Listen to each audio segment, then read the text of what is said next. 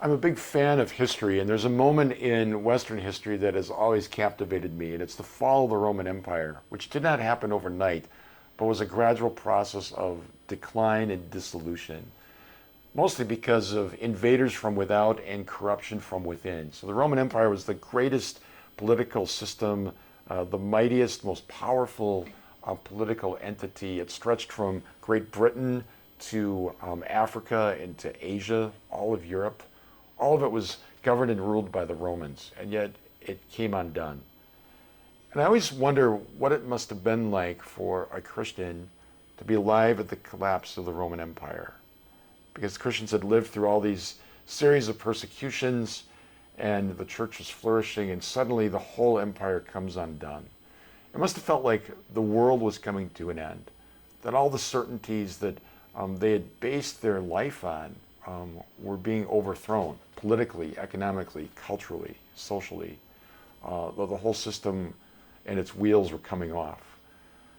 And I wonder sometimes if we are not living in a similar moment where so many cultural, political, social certainties that we just took for granted are suddenly dissolving before our eyes. That can be very frightening and disorienting. And so it must have been for the people at the time of the collapse of the Roman Empire. But the Christians who were in that moment did not simply despair or throw up their hands and say, there's nothing I can do. They rather opened their hands, they rolled up their sleeves, and they got to work. And they inserted into this chaos the order, the truth, and the love revealed to them by Jesus Christ. And so they built Christendom. They took the chaos of the collapse of the old cultural order and built a new culture with Christ and the church at the center. And so many of our Western institutions and ideas that we simply take for granted were born of that culture. I'm thinking of hospitals, universities, advancements in architecture and agriculture, care for the sick, and ultimately the dignity of the human person.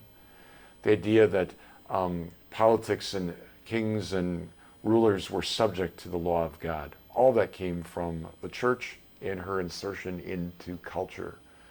So in this moment, we can either despair and decry the collapse of things as we have known them, or like the Christians of those early centuries, we can open our hands and welcome to this opportunity, roll up our sleeves, and get to work, saying, God is giving us this great opportunity to do something new for him, to insert into what seems to be dissolving around us a new dynamic of the gospel of faith, of love for God and for each other. This critical moment that we stand in is custom designed for us to embrace both Go Make Disciples, which is the church's mission of evangelization, and also our strategic planning of Into the Deep, which will allow us to reimagine how we utilize our resources in the fulfillment of that mission. This is an exciting moment. It reminds us that the Chinese word for both crisis and opportunity is the same. So is this a crisis? Is it an opportunity? It all depends how we respond with faith in God and the conviction that the gospel gives us.